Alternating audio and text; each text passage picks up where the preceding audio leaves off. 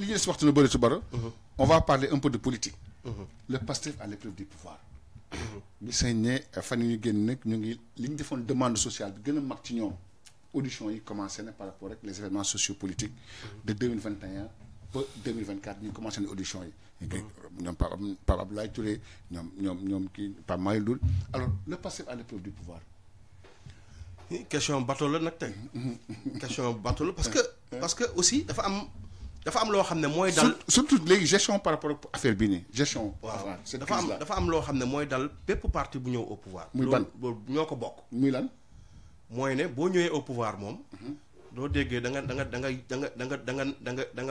ngay wàcc doo yéeg. da ngay wàcc doo yéeg. déedéet boo accéder au pouvoir. parce que dootuñ la may dara. même boo seetloo li commencé ex détenu yi discours yi ñuy tenir ak yëpp. waaw mooy ne ñoom finalement léegi nekkatuñu opposition léegi ay exigences la ñu am la ñu poser sur la table. légitime d'ailleurs. légitime. léegi nag loolu li tax mu jafe mooy. waaw li tax mu jafe ci Pastef mooy man dama def temps yi benn analyse boo xam ne yàgg naa ko def sax parce que un mois après prise du pouvoir la.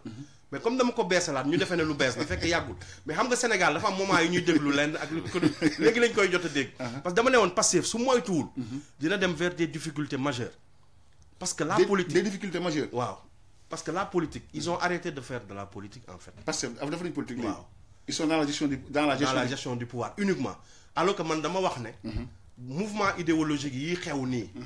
ak réforme yi ak accession état yi nii mu demee woon 2024 nga xam ne yow presque plébiscite la. il faut le dire nit ñi ñoo amoon aspiration ne dafa bëgg ñu changer mais bañ changer soo accéder au pouvoir alors que yow tu avais un bon dispositif politique man Pastef dama lay mën a limal ay tur dama lay wax ay Ndiaye Diop nan lañ tuddee.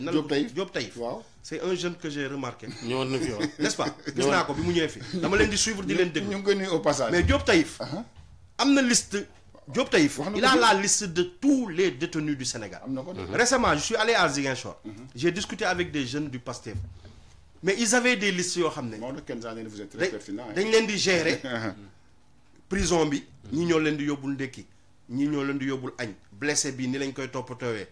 Fatima Mbengue n'est-ce pas la tuddoon bu frappe mais élément de Pastef qui gérait pratiquement elle avait toutes les listes des détenus la gestion léegi yow nga accéder au pouvoir au lieu nga jël ay task force si sa parti ñu gérer la question politique l'animation des bases la vente des cartes l'encadrement des ex-détenus le social mais boo seetloo comme dama leen ne politique atuñu exemple bi ma la ciy jox mooy le fait de prendre même la question sociale là di ko dénk ministère de la famille yow les questions d'un parti ngay jël état bi muy indemniser ñi blessé mais social du parti c'est tout le Sénégal. non il fallait prendre l'aspect social là et du ma prétentieux aussi kaa wax ne maa yor solution bu baax bi wala xalaat mais Maodo quand tu arrives au pouvoir il faut mettre un bloc back office derrière qui gère les préoccupations du parti. de la formation politique initiale maire.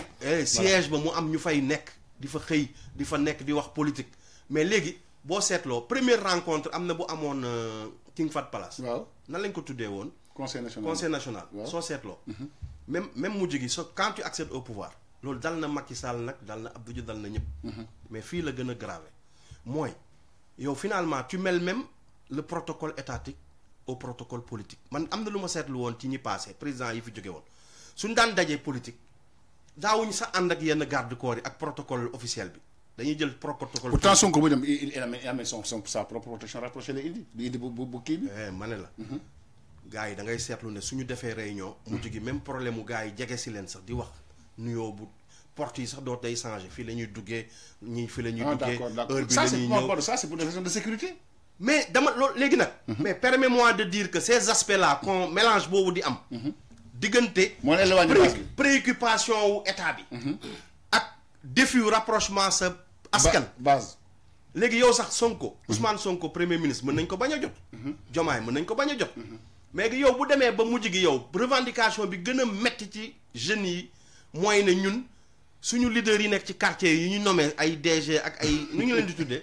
ay attaché de nangam sax mënatuñu leen jot ça veut dire que loolu exemple rek la parmi tant d'autres je veux dire que un parti qui accède au pouvoir et qui ne gère plus sa base et qui ne fait plus de la politique ñaari problème lay créer day créer non seulement des problèmes internes au parti loolu moom dina mooy nekk di feeñ beneen bi mooy. ah bon si beneen bi li gën a grave mooy askan wi seeni préoccupation au lieu président bi ak premier ministre bi talati ko revendication yi jóge ci base ba mooy mujj ñëwaat di perturber la gestion bi nga xam ne yow da nga waroon di tal li nga xam ne mooy sa Sénégal gi noo koy doxale président wuy loo ma président woo naa la mënatuma premier ministre jotatuma ko premier nangam donc y a un s'ils doivent aider les leaders wala leaders yi aussi aider base bi mooy nañu créer un dispositif politique se rattraper par rapport à ce qui était leur force loolu malheureusement xam nga Malick Baro li mu wax nii président Macky Sall waxoon na ko de bi mu nekkee ci pouvoir bi Macky Sall woo na ay nitam ba ci palais bi mu ne leen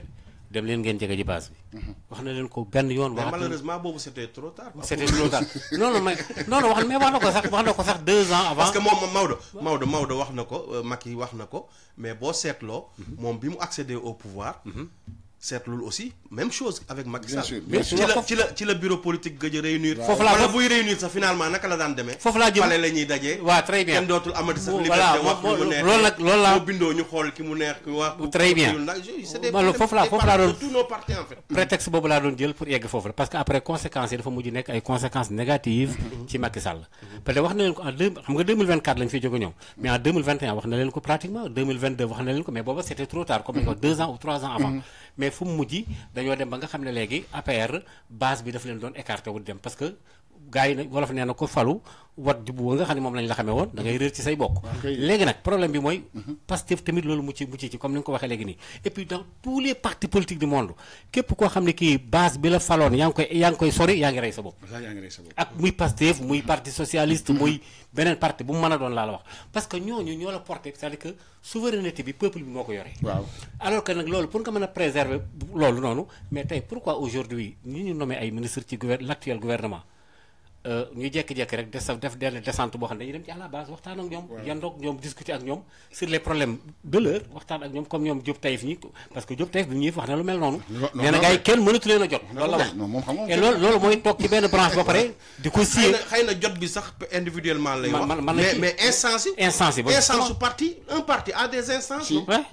mais instance yi ci boppam wax gis nga affaire bi c'est pas contre le Pastef de non c'est tous les partis qui accèdent au pouvoir ils sont incapables d'inventer benn modèle de gestion boo xam ne day tax démocratie interne bi parce que état bi moo nekk seen kanam c'est le pays bon voilà benn chargé de mission boo xam ne ñàkk espace fu mu waxee peut-être moo tax mu wax ci page am Facebook mais su amoon fu mu ko sottee wax sa xalaat bi ñu doon analyser léegi du gars yi dañoo wax ci rajo bi moo tax saagantewuñu ci mbedd yi di mais kii aussi man xamoon naa benn membre APR boo xam ne chargé de mission la woon Mbuur la dëkkoon su ñëwee rek ne ma grand loo wax si suñu parti bi ma ne ko góorgóorlu leen rek mais mu ne ma man de day taxaw yekk lu ne partem suba mu xëy présidence kenn mësu koo dàq yow koo xam ne ba nga koy nommé kenn yëgu ko chargé de mission kan moo yëg ne nommé nañ ko kenn du ko xam waaw boo la ko waxul de mais kenn yëgu ko après finalement amuñu espace ñu bëgg ko exprimer maintenant ci biti loolu moo indi implosion mais justement mais au-delà des individualités il faut que les débat interne continue ak aussi formation militante